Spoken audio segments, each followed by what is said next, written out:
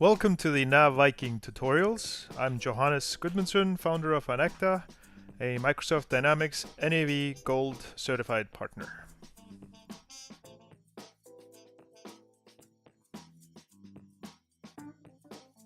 Hello and welcome to the Coffee Mug tutorials. We're going to keep going on Business Central. As you can see right here, we're in Business Central. And I'm actually going to go into how to adjust inventory. And so if I go here into items, we just purchased a coffee mug, and we have 45 of them. And so I want to actually negatively adjust 5 because 5 broke. We're removing a box and broke. So we got to get those 5 out of inventory. So actually I'm going to do this the traditional way. So I go to something called Item Journal. And right here, and here I can actually log a negative adjustment, right? So I just give it a document number for my coffee mug, and I can just say this happened in the main location, 5, we lost 5, and I just go ahead and post. This should do it. Post the journal line, yes, so that's done. All right, so if I actually close out and go into the coffee mug, I can see first of all that it's already down to 40. So I negatively adjusted the item. If I just click on the coffee mug just to get into the cart, I can get into, navigate entries just to see the ledger entries. And I actually had negatively adjusted it before, so I have 2 negative adjustments here.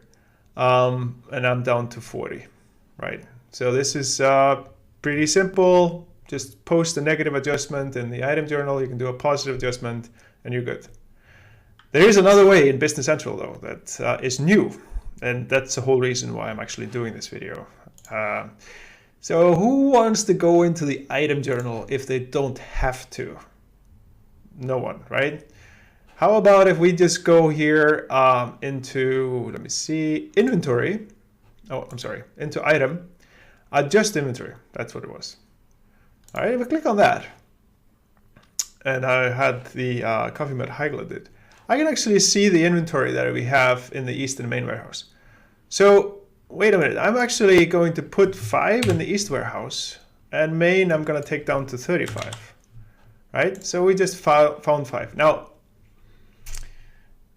this needs to be properly put into permissions. Obviously, you don't want people to just go in there and change inventory like here and there and everywhere without like any qualification, like going to a journal and doing a formal booking.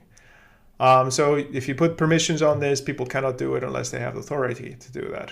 And you might want to add that they need to, have some kind of a reason. But in any case, it's super simple, right? So if I just hit OK here, let's see what happens.